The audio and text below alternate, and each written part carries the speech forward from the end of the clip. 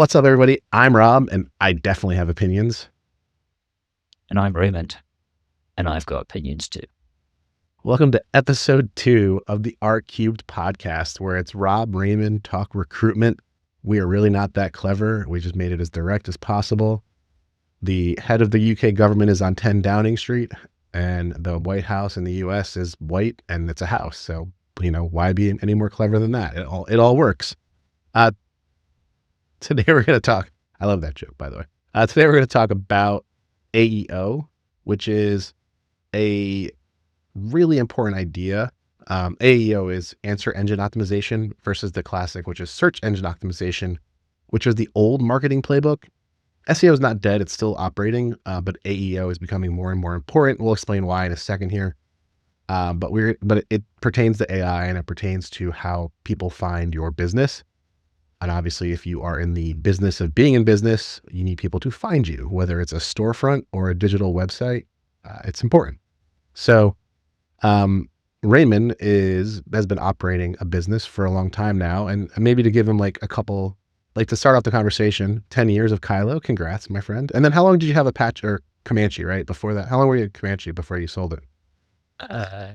6 or 7. So you've been an entrepreneur. Been in the recruitment sector since 98.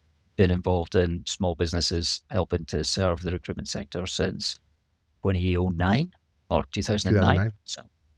So pretty significant chunk now. So he's obviously running a small business. It's it's a true staffing company. He deploys resources on projects. So it's everything's kind of like staffing company, to be truly honest. But how are you guys, kind of like that high level 10,000 foot overview? How is AEO impacting what you were doing with SEO? Maybe kind of give a quick, landscape for us. We if people here don't follow some of the writings of the HubSpot team, then I put a big shout out to the HubSpot team. They put out some of the best content out there. And they're usually ahead of everyone to that point of what's working ahead for marketing. Yeah, way ahead. And it started to appear in some of the thought leaders, maybe I'll say a year ago. Maybe it was slightly more, slightly less. And I remember a stat that said 6 months ago, they said that SEO had 90% of the traction and AEO was only 10%. I was frantically trying to find the answer as to what it was today. But when Google decided to make AI mode as the top part of a Google search, I think AEO became a thing, and we're all over it. And I can give some examples as we go, but it's really about that credibility and authority, and you can't have that in one place alone. Yeah. So, over to you to explain how it works. Yeah. I just know what it does. Yeah. So answer engine optimization. And we're going to use a lot of HubSpot research, guys. So good that Raymond brought that up. I'm a big student of HubSpot. I try to keep a track of what they're doing. I constantly, if you haven't checked out if you're a marketer or a business leader and you haven't followed Marketing Against the Grain, which is hosted by the CMO of HubSpot, Kip, and a coder turned marketer for the newsletter The Hustle, Kieran Flanagan, out of Ireland. He's a senior VP or senior leader of the marketing team at HubSpot as well. So these two marketing guys talking AI all the time now, what's working in marketing. So check out Marketing Against the Grain if you want to kind of get your mind blown weekly about what's AI doing. And they get really excited, and, they have unlimited budget to spend money on all these tools and play with them. So it's a good place to go learn and figure out what you actually want to use and spend and do. But let's talk about AEO, right? So SEO, keywords, backlinks, domain authority, things like that were how you were ranked. You could check them out on SEMrush and all these Ahrefs and all these different tools to figure out how you were doing. Backlinks was such a little hack, by the way, because you could be on a podcast as a guest, and then Kyloe could host a podcast, right? And we could backlink to it from every other website to the Kyloe website when we have that person on as a guest. So if we had the CEO of Bullhorn on a podcast, we would ask Bullhorn to backlink Kyloe from the blog post about the episode. And so that's kind of like you could do that a bunch of different ways, but you would want backlinks, and that would give you domain authority. And then you wanted to research keywords that were going to be important or that were coming up to own your domain, to own that kind of like space, that domain, as they call it. That's changed, right? It's not dead, but it's changed.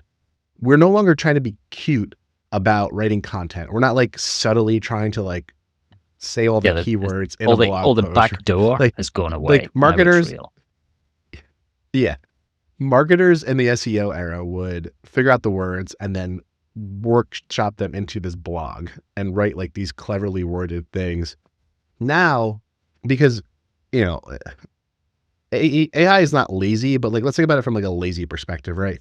AI is looking for expertise and authority, and are you trusted, right? So are you the trusted voice? You know, are people mentioning you outside of your domain? You know, are you writing? And then like, we'll talk about the writing in a second here, but like really they want to know that you are trustworthy. And the way that you do that is by making it easy for the AI engine to pick up the answer that you have written. So instead of writing really long blog posts, like the easiest tip is to write, if you're going to write one big blog, you know, the idea is like to just break it down into like 5 to 10 small micro blogs. And as you're doing that, you are not trying to be cute with keywords. You are trying to prove that you are a worthy authority.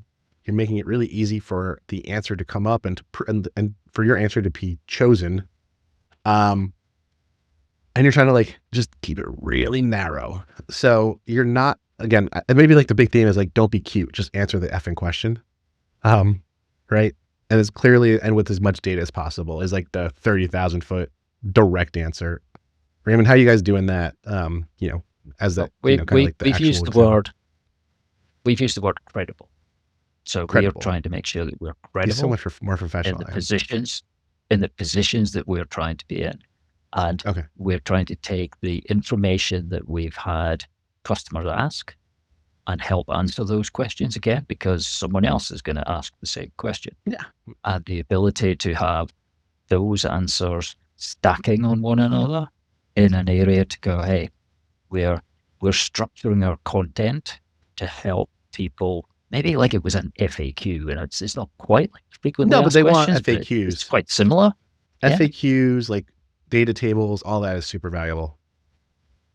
Yeah. So, and we've ended up in a situation that we are didn't put too much effort into blogs. Blogs was if some of our other posts got too long, but now we're making sure that we are creating blogs. That we are, when we create a blog, it's short, sharp, to a point, answer a question, easily referenceable, with the feeling that, hey, if you only had 2 minutes for someone and you had to answer the question, let's make sure the blog does. And we've also restructured some of the pages on our websites to have those, and I think we're going to move on to speak about frequently asked questions as an example, but those bits at the bottom that make it easy for somebody to come along and find their answer and leave. Yeah, I think, and FAQ is a great one. Raymond, I know people would always be like, I don't know what content to put out.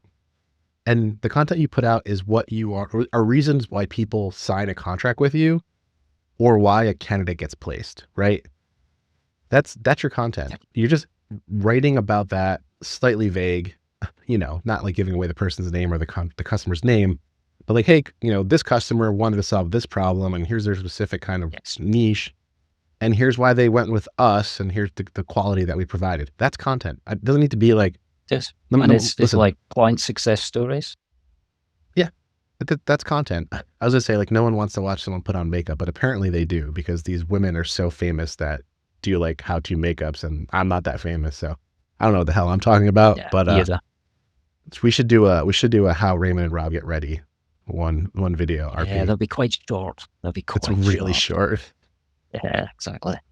Yeah, I did shave. I remembered to shave this morning, so that's a start. Hey, nice. Just my neck, you know. Razor blades. One of the things that some of the customers we've spoken to about, and what they've done is they've tried to be using examples of when a customer came to them with these 5 requirements, 2 of the requirements were simple, so they said, this is what you should do for those. 3 of the requirements were hard, and how did they then build up sourcing, speaking to long listing, short listing, and some of that journey? Because that journey about then, hey, and then we had an AEO manager who started 6 weeks later. But the way we did that was like, everybody wants to feel the process. And I don't think enough recruiters are saying, hey, we're really good at this and this is how we do it. Yeah, that make it complicated. So let's get into some quick tips here. So first I asked Chat LLM, which gives me access to every LLM basically, to answer the question, what are the tips for... Which 3 did you pick? So Gemini 3 Flash answered actually, because there's just FYI, so Chat LLM through abacus.ai has a thing called Route LLM. So when you ask it a question, the Route LLM will pick the best LLM to answer your question. So in this case, Gemini by Google 3 Flash was the one that they chose. So shout out to Route LLM for helping me. And they came up with these quick tips. So structured data and schema markups. So basically FAQs, how-tos, and, product kind of like breakdowns, like how it's going to solve the problem in the workflow. Very, very technical, very direct. You already have how-tos, you already have FAQs because you talk to customers. FAQs are just customer stories, right? Or it's customer success, customer service. Number 2, direct and conversational content, right? Basically answer the question and use 3 to 4 concise sentences to answer it. Yeah. Brand authority and trust. So experience, expertise, authoritativeness, and trustworthiness. Make sure you're using those. And if you have a brand that you built, use that. And then niche specificity. General content is harder to rank in AEO because AI models are already a massive baseline of general knowledge. To be cited, you should provide deep, specific insights or data that isn't easily found in a standard Wikipedia entry. That's your own data. That's like what you do every day. So, so those are those. And then the expert at HubSpot. So I want to shout out to Asia Frost. She's the one in the last 6 months who's been talking all about AEO over there. So her tips that I kind of pulled out one of her keynotes that she did. No hooks, use direct language, eliminate pronoun ambiguity. So instead of saying it, right, like this method or like Kyloe data tools does, don't say it, say Kyloe data tool does. Okay, brilliant. Make sure you're signaling when you're using facts, less narratives, more micro data, more data in general. So use tables, use statistics, entity to attribute. This one a little interesting. What it is, what makes it up, right? It's kind of the easy way. It's a little ambiguous itself.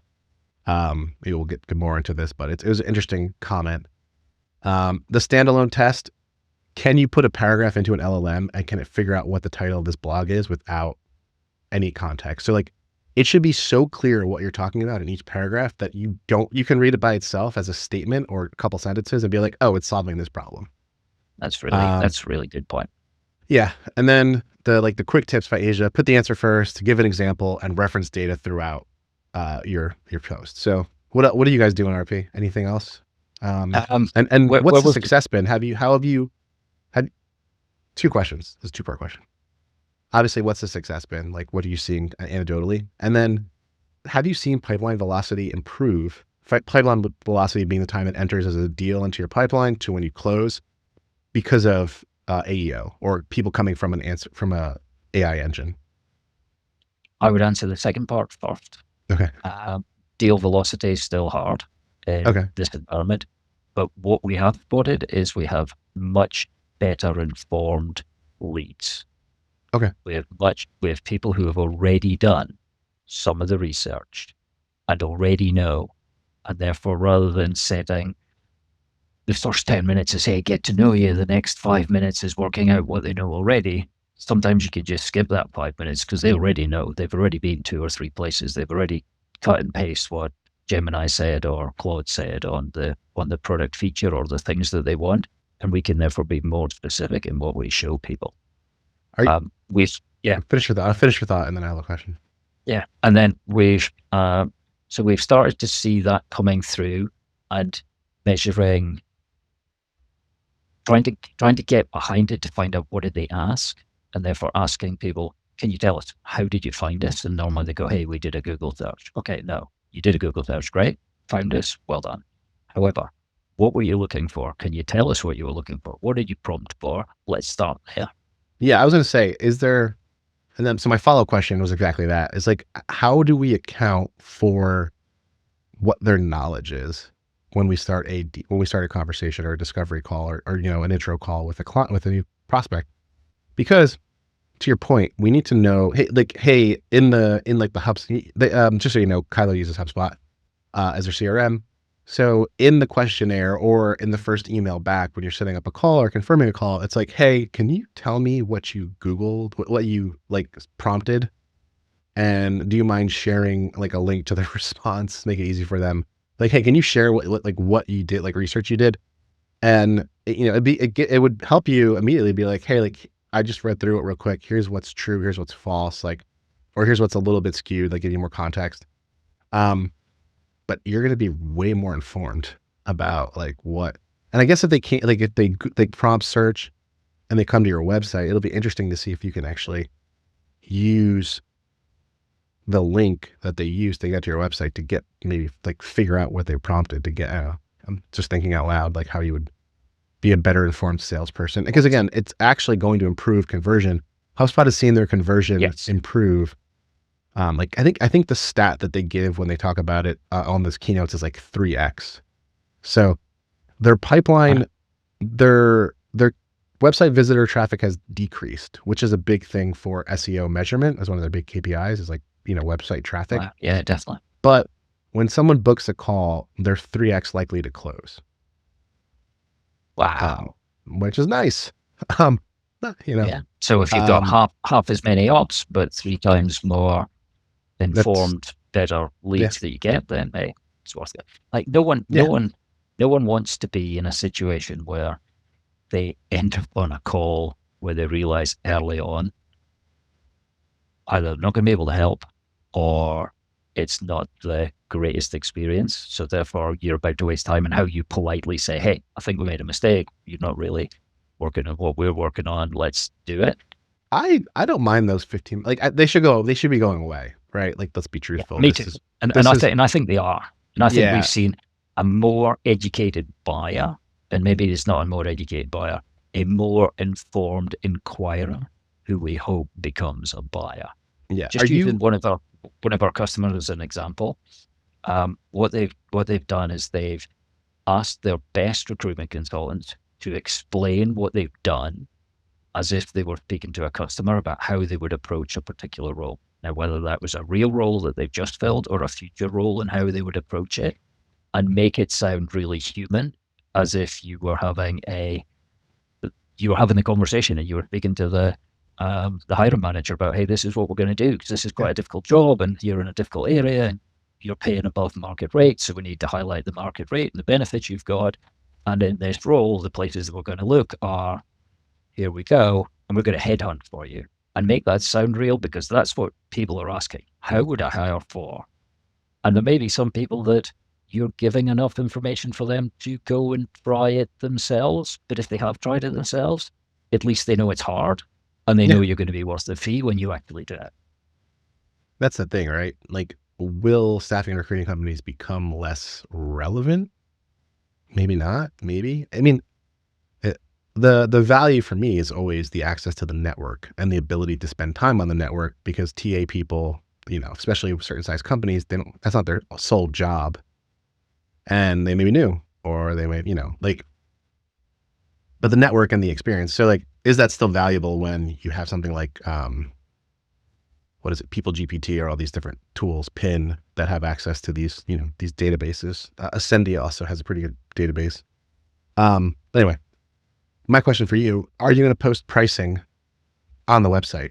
Because if you don't, and this is actually really interesting what we're observation. doing is we're giving more of a guidance, but not saying, hey, here's a quote that you can take to the bank. So and then why it's going to be relevant, right?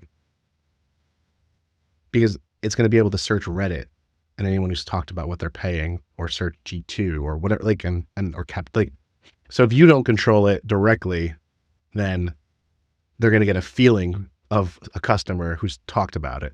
And, you know, that is definitely not what people want, I think. Or at least I wouldn't want it. I think it's an area where Kyloe specific, but hopefully for everyone. One of our beliefs is that every customer should be able to understand why they pay what they pay compared to another customer and why they pay. So guess what? Someone who's 5 times your size might get a better deal than you do, but you might be very strategic, very well networked, or you were an earlier adopter, or you've been able to help us with the development of the tool. Then equally, you'll have a benefit too. It's a two-way street. And if you are an owner and you're trying to work with the implementation team, I'm going to charge you more because you are going to be very busy and I'm going to have to chase you. I haven't done it before. There's an interesting observation as well from another customer of ours is that you're now writing a reference guide, not a brochure. Yeah, it doesn't need to be pretty. It needs to get the job done, right? It needs to do those 4 things: show experience, expertise, authoritativeness, and trustworthiness. Right? Those are your beacons. So anyway, definitely. All right, Mr. Penny, I've got 2 numbers for you. So I've now Googled it. Guess what? I Googled the numbers. So 6 months ago, it was 10% of searches were done, and the link people came through from the AEO.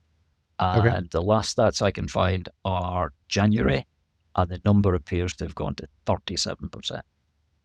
So an increase of 27% in the last 6 months, which that's almost half. So we're moving closer to half pretty quickly. And then the second number? 10 versus 37. 10 versus 37 were the 2 numbers. Yeah. And interesting. In a situation where buyers are keen, if you've got 37% people coming through AEO and they're 3 times more likely to convert, you can all do that maths. Yeah. That's like 100% growth if you can't do the maths. It's not bad. Raymond was an accountant, by the way, in a future life, so I'll leave all the math to him. Yeah. Still am. Once an accountant, always an accountant. Well, you know, are you up on all your certificates? No. I do it the old way. I like it. AEO may not like that, though. That may not prove trustworthiness, Mr. Penny. No, good point. Hey, I can still do it. I just do it. I do it like... It's nice. It was nice to work for a company that was run by 2 accountants, to be truthful. You always knew where you stood. That's fair. All right, guys. This is fantastic. So if you have any questions about AEO, happy to chat. Rob is the man. And then if you want to do some research on your own, I would suggest going to YouTube and typing in Asia Frost, AJA, and then Frost is straightforward. And then she's at HubSpot. So she is their expert on AEO, and she's the one doing all the keynotes in the last basically 3 months. Since Inbound at the end of last year, but the last couple of months she's been really active and there's been really good content on it. So anyway, if you're not using AEO. If it was one takeaway, go and try and ask the question you think your customer would be asking and see where you come. Ooh. Because if you don't appear, then okay, you need to work on that credibility or trustworthiness or authority, whatever it is. If you don't appear, then you might disappear in the future. That's a great line. Let's do that.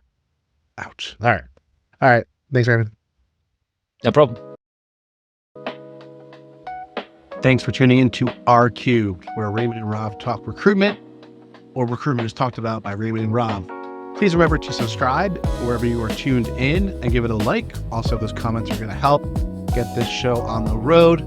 If you found anything valuable, definitely need to subscribe. But thank you guys so much. I'll see you next episode. Cheers.